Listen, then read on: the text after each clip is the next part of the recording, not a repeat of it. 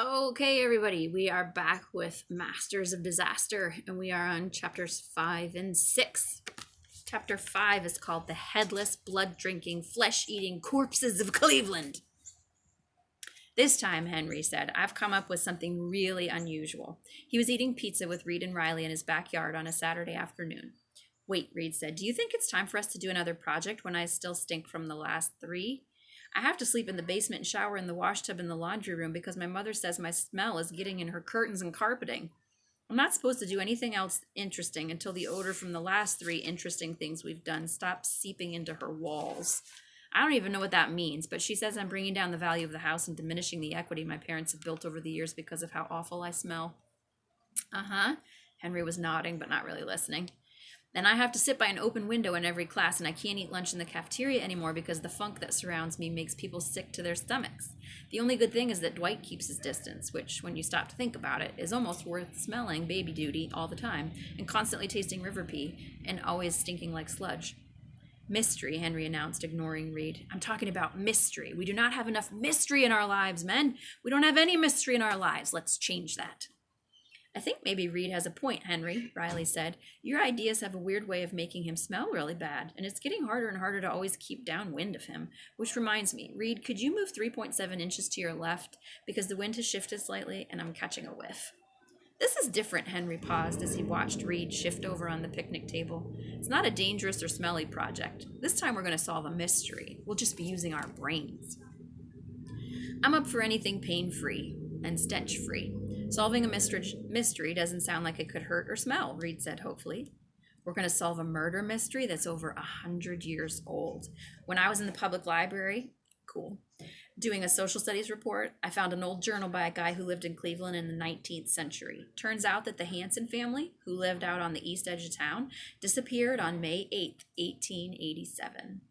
What do you mean disappeared? Riley said, jotting 5/8/1887, family gone, in a small notebook he pulled from his pocket. On May 7th, the whole family was seen sitting on the porch, waving at a neighbor on his way to town. But on May 8th, they were gone. The man, his wife, their 14-year-old daughter, and even the dog. The house was completely empty. No one knows what happened? Nope. The local lawmen investigated, searched the house and grounds, asked the neighbors, talked to townsfolk, but no trace of them was ever found. No one ever heard from them again.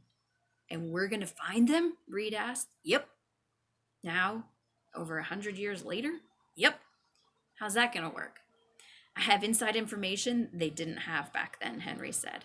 And what's that? A note saying where the bodies were hidden. Bodies? Reed drummed his fingers nervously on the tabletop. Notes about bodies are never good. Hardly anything good ever comes from talking about bodies. We're getting back to the dangerous thing again, Henry. Next you'll be talking about worms that eat bodies and smell like decomposition and rot. Henry pulled an old leather-bound volume from his backpack and held it up. Darrell Dawson, Riley read from the cover, a life book. Dawson was a Clevelander whose descendants donated his journals to the library because he had so diligently recorded what he heard and saw each day, Henry said. But it wasn't the journal that was interesting as much as the note I found inside. Henry thumbed through the pages of his yellow legal pad until he located a loose piece of paper. Here, read this. Reed took it. It's torn and the letters are smudgy and most of the pages missing. Riley leaned in to see. Well, read what's there. Bodies too difficult to bury. Deposited in an old powder cavern. Riley stopped. How do you know this has anything to do with the missing family? Read the date at the top of the page. What does it say? May 7th, 1887. And look at this, the clincher, Henry said, where they say they hid the bodies. An old powder cavern, right? Reed shifted nervously. I don't even know what that means. I read an article about it. During the Civil War, the Northern Army had a storage depot here in Cleveland, a small cave at the riverbank that was excavated in order to store gunpowder. The headquarters for the supply depot, where the Army officers and clerks worked, was the building that later became the Hanson House. So, the cavern was expanded to run right under the headquarters building so that the Army had access to the gunpowder supplies from the headquarters. After the war, the cavern was shut down and abandoned, and the tunnel that connected the building to the cavern was sealed off, and pretty much everybody forgot about it. Everybody, that is, except the killers of the Hanson family, because that's where they put the bodies. Reed stared at him. You're crazy, you know that, Henry? Stark nuts. But you're coming with me tonight, right? Where? To the old Hanson house, that old stone building past the highway. That place is supposed to be haunted. We're not going to disturb any ghosts, Henry said. We're just going to be looking for the bodies of a murdered family. Oh, is that all? Reed said. Absolutely. We owe it to the victims' men to solve at least part of the mystery of their murders. We have to. Henry dropped his voice reverently. Give peace to the dead and allow them to rest. It's our duty. How are we going to find the tunnel? Riley asked. I dug around at the library and copied an old army drawing of the hidden entrance to the tunnel in the house. It's behind a wall in the basement, then you go down a ladder. Henry pulled a scribbled map out of his pocket. I don't know, Henry. This sounds kind of crazy. What do you think, Riley? I want to see what happens. I'm in. Perfect, Henry said. I knew you guys would love this idea. I'm not going anywhere alone. I'm not doing anything dangerous, and I'm not going near anything that stinks, Reed said.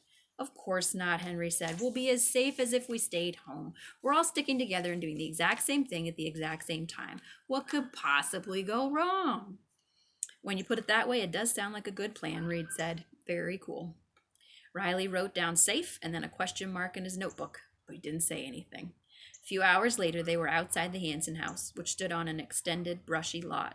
They were running out of excuses to give their parents for breaking curfew, so each of them had climbed out his bedroom window. Again, I have to say, don't ever climb out your bedroom window. Don't ever lie to your parents about where you are. It's not okay. The sky was black with storm clouds, and drops of rain were beginning to fall. The front door of the house was gone, and half the front wall was caved in. Take these, Riley said, digging into his backpack. I brought Night Commander flashlights. He also pulled out a book about paranormal activity, because brushing up on ghost protocol and etiquette seemed like a good idea prior to entering a bone-laden storage tunnel underneath a haunted house. Riley believed in being prepared for any eventuality. Now, Henry said, according to the drawings I studied, there's a stairway just inside the front door leading to the basement. At the bottom of the steps, we head to the right to the sealed-in space behind a wall that leads farther down to the old cavern underneath the house where the bodies are located.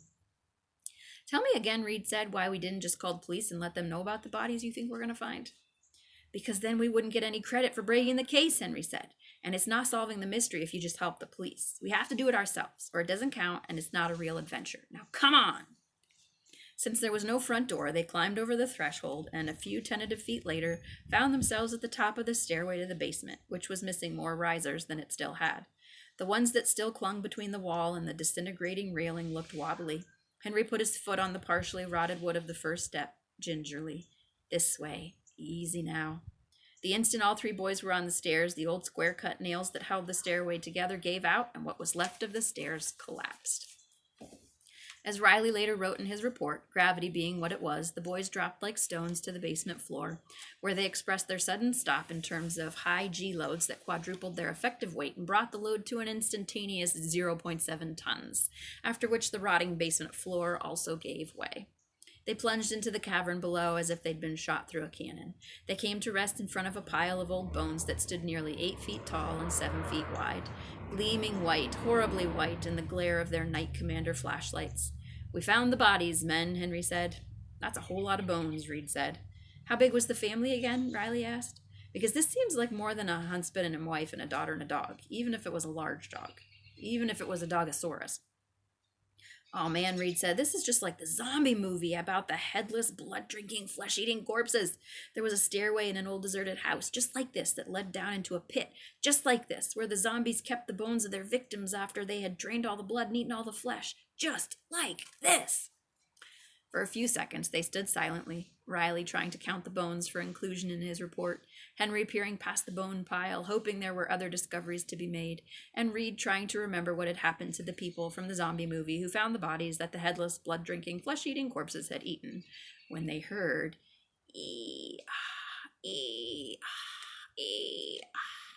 faintly from the depths of the tunnel that led out of the cavern. That's exactly the sound, Reed breathed, that the headless, blood-drinking, flesh-eating corpses made as they zeroed in on their victims. Don't be sick, Henry started to say, but he was cut off by the sudden flapping of hundreds of dark wings that filled the pit where they stood. Bats! It's bats! They're bats! Bats are flying at my head! Reed screamed. Call 911! Bats carry rabies, and I'm afraid of giant needles being stuck in my belly if I get rabies. He dropped his Night Commander flashlight and started blindly running away from the bats, which had been disturbed by the boys' noise and flashlights. Henry and Reed ducked and doused their lights but remained still and relatively calm. Reed's shriek bounced off the walls of the tunnel, matching the impact of his body. Blind and terrified in the sudden pitch dark, Reed ran deeper and deeper into the tunnel and slipped on the suddenly gooey, slick floor, cartwheeling off the sides of the tunnel before landing in a soft, wet pile that smelled like ammonia and decaying flesh. I found the zombie poop, he called. I can't see because the smell is making my eyes water, but I'm okay. I can't hear because my ears are packed full and I'm pretty sure it's leaching into my brain cavity, but I'm okay. And it's burning my scalp and it feels like my hair is falling out in clumps, but I'm okay. Can you guys come find me and help me out? Because I don't mean to worry anyone or complain, but even though I'm okay, I'm afraid to move right now. It's like he has a gift, Henry said to Riley as they flipped on their flashlights and made their way down the tunnel toward Reed's voice. No matter where we go or what we do, it's like a compass pointing north when it comes to locating smelly goo. Extraordinary, Riley agreed. You work so hard to come up with these adventures and somehow it always comes down to Reed in a pile of poop. The bones in the tunnel, Riley later discovered at the library, were buffalo bones that had been brought in by train during the last days of the great buffalo hunts to be ground up for fertilizer. But the bone market had suddenly gone bust, and looking for a place to store them, the shippers had told their men to put the buffalo skeletons in the old cavern. Riley had investigated and found the Hansons' names on a passenger list for a ship bound for South America, where they had gone to work on a cattle ranch. He put all this in his report. And the zombie poop was really bat guano, which Reed later discovered, while not blinding or deafening or hair removing, did seem to have a tenacious odor that everyone had some trouble getting used to, although he could no longer smell himself, or anything else for that matter. His mother ordered him to bathe in several gallons of tomato juice and insisted on burning his clothes in the backyard. She scheduled an appointment with a therapist so Reed could work through his issues about solid waste, and she spoke on the phone for a very long time with the family doctor about what symptoms to watch for in case Reed had contracted rabies, and then she found a website where she could purchase the unbleached organic cotton briefs that were recommended, along with liberal doses of ointment to soothe the weepy blisters on the inside of his thighs that proved he was allergic to bat guano. Chapter 6, called Cowboys and Fishermen. It's getting loud around here in my neighborhood. Hopefully we can still hear. Cowboys and Fishermen. I've come up with our next project, men, or I should say the next two projects. Henry was walking home from school with Riley and Reed the week after the haunted house fiasco. Riley jumped in front of Reed and threw his arms out protectively. We're having enough trouble with one adventure at a time. Riley jumped in front of... I just said that. Thanks, Riley, but the sores on my legs have pretty much healed, and I gotta tell you, I wonder what he's got in mind, Reed said. I think I'm getting kind of hooked on the rush we get from doing these things. Riley looked at him skeptically, but stepped from between him and Henry. Okay, Henry, what's the plan? We need something bold, like 2 adventures at a time, to overcome the biggest mistake I've made so far. Think about it for a second. What's our worst dilemma? The stench, Reed said. I mean, that's bad, sure, but the worst thing is that we haven't let anyone know about our adventures. We've been setting up all these cool things, but we haven't gotten any kind of reputation. This is the kind of stuff that brings people fame and fortune. I posted every report on my blog, Henry, Riley reminded them. Yeah, and that's great. Maybe Reed and I never said anything, but we're both impressed by your online reports, Henry said. Yeah, and you never made me seem like a clueless dork either, Riley, Reed added. I always sound kind of fearless when you write about what I've done, and it's nice how you don't make too much about the whole stink factor. You're welcome, Riley said. But I see Henry's point. Even though I post all our adventures, we're really not getting the word out. Who would we want to tell? Reed asked. Girls, Henry said. The kind of things we're doing really help us become more popular with girls. If they only knew about how brave and creative and, well documented we've been lately. Riley nodded back. None of us seem to be able to make any kind of decent connection with a girl. I don't know about you two, Reed put in, but the only problem I have talking to girls is that I can't get close enough to a girl to talk. If she can hear me, she can smell me. No matter how many times my mother makes me scrub with special detergent and spread baking soda paste all over my skin to absorb the vile stink. Success with girls, I've figured out, is about image, Henry said, ignoring Reed. I've been thinking about how we can change our image. We need something that makes us attractive to girls. We should do something tough, rugged. In suburban Cleveland, Reed snorted. Good luck. No, listen, my uncle has a farm out on the edge of Mud River, a couple 100 acres, Henry said. He invited us to spend the weekend. Reed shook his head. Farms mean animals. Animals mean poop. Me and any more poop means that my mother's going to move me out of the basement and into the garage because no one, she says, should have to live with the kind of smells that I bring back from your adventures. There's supposed to be some giant catfish in the river, Henry went on, remembering not to breathe through his nose near Reed. They live in the mud along the bottom and get to be maybe 200 pounds. I thought we'd take the old rowboat and some poles and catch one. Catching huge fish is macho. Fishing sounds okay because water doesn't smell, but you said you had 2 projects. Oh yeah, Henry nodded. The rodeo. Everybody knows the cowboys have to beat girls off with sticks. Really, it's a stroke of genius. I wonder why I didn't think of it sooner. I'm gonna wait until my husband's done with the air pump, because that's really loud.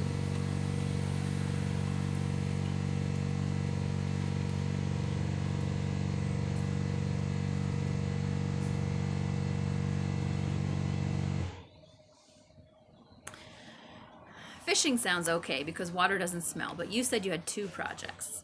Oh yeah, Henry nodded. The rodeo. Everyone knows that cowboys have to beat girls off with sticks. Really, it's a stroke of genius. I wonder why I didn't think of it sooner. Genius, Reed shook his head. It sounds like the most painful thing ever. My dad took me to a rodeo when I was little. I remember lots of blood and lots of things breaking. Things like arms and legs and heads. Nah, Henry said. That's just to impress the audience. Nothing like that will happen to us. Rodeos, Riley pointed out, are all about riding huge, violent, untamed animals and falling off them. Though, he stopped to think, one thing Reed is really good at is falling. He's almost as good at falling as he is at collecting horrific smells. Reed nodded, and then, as if to prove his point, tripped over a crack in the sidewalk. I've already worked it out, Henry went on. My uncle saved some old horses that were going to be put down after they retired from the rodeo circuit. He brought them back to his farm to let them live their lives out in a pasture alongside the river. He said they're completely tame, so old they're nearly blind and as gentle as kittens. We can ride them this weekend. Riding a couple of old horses doesn't sound so bad, Reed said, especially if you and Riley do the riding and I just watch. Clean and safe. Even if we don't do actual tricks, Henry said, riding old rodeo horses will be bound to impress all the girls. Or some girls. I mean, maybe just one girl. And how do we make sure the girls find out, Riley asked. No one's reading the blog. We'll take a lot of pictures, Henry said. No matter what happens, there are sure to be at least a few shots that look really good, full of action. We pick the best ones and start showing them around school. Of course, this book was written in 2010, long before everyone in the world put all their silly stunts on YouTube. I want to see what happens. I'm in, Riley said. I'd like to go fishing, but I'm not anywhere near the manure. Count me out, Reed said firmly. Because you know what? I've been thinking, and I think girls will like me if I learn to stand up for myself and stop doing things that could seriously injure me and make me smell. Sure, Reed, we'd never make you do anything you didn't want to, Henry said. So it's settled. My mom will drive us to my uncle's farm this weekend, and we'll go fishing and ride broncos. He doesn't look so scary, Reed said. It was Saturday morning, and the boys were leaning on the top rail of a fence behind the barn, looking at the bull. He was in a pen next to the one that held the 2 horses that Henry and Riley were going to ride. You sure he's even alive? Riley asked. He's just standing there staring at the dirt. Well, Henry answered, Uncle Joe said he's pretty old, but still alive. See, he's breathing. His name is Willard, and he's super mellow, like a milk cow, really. Little girls used to ride him at carnivals and county fairs. They'd put a ladder against his side and let the kids climb up and sit on him. He does look mellow, Reed studied the bull. Uncle Joe said he wouldn't buck unless the bucking strap was tied around his withers. Henry looked at Reed. You sure you don't want to climb on and see what it's like, just for a quick picture? You'll be on and off in 10 seconds, tops. A photo of you sitting on a bull would be better than one of us just riding old rodeo horses. Yeah, Reed said, I can do that. 10 seconds. What could happen in 10 seconds? Henry gave Reed a boost onto the bull's back. Settle into the shoulder just back of the hump and wrap the end of the rope around your wrist. That's how the pro riders do it. Riley pulled his camera out of his backpack. Henry mounted one of the 2 saddled horses in the next pen and eased him near the fence to get into the shot with Reed on the bull.